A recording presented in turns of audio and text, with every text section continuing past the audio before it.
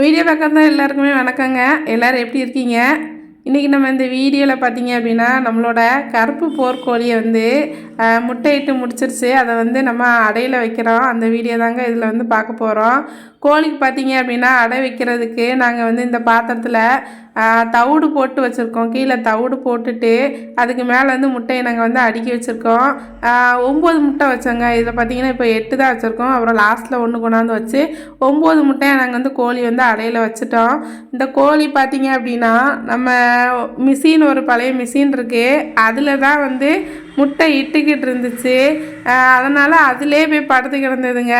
சரி, நம்ம முட்டை எடுத்து வச்சாலாவது இதில் இந்த தட்டில் வந்து படுத்துரும் அப்படிங்கிறதுக்காண்டி முட்டையை நாங்கள் வச்சுட்டு கோழி வந்து படுக்குதா அப்படின்னு சொல்லிட்டு ரொம்ப நேரமாக நாங்கள் வெயிட் பண்ணி பார்த்துக்கிட்டே இருந்தோம்.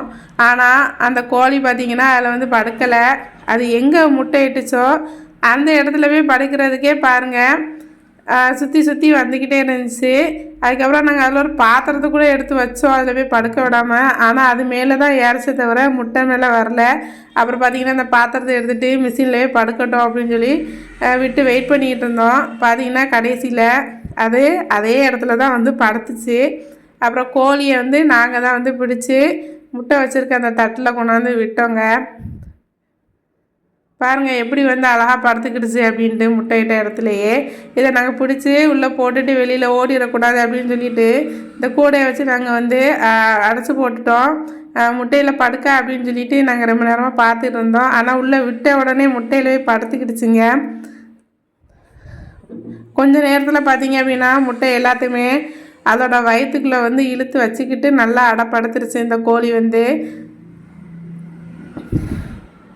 இந்த கோழி பார்த்திங்க அப்படின்னா நம்ம வந்து ரொம்ப கோவக்கார கோழிலாம் இல்லை, ரொம்ப அமைதியான கோழி, கொத்தெல்லாம் செய்யலை.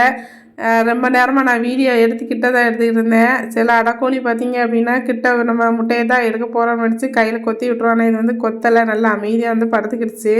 நல்லாவே வந்து அடையில் பாருங்கள் முட்டையை அது வயிற்றுக்குள்ளே கொண்டு போய் வச்சு நல்லா அடை படுத்துக்கிடுச்சு. இப்போ இது இன்னும் ஒரு 21வது நாளில் வந்து நமக்கு வந்து குஞ்சு வந்து பொரிச்சிரும். வீடியோ பார்த்ததுக்கு ரொம்ப நன்றி. Thank you friend.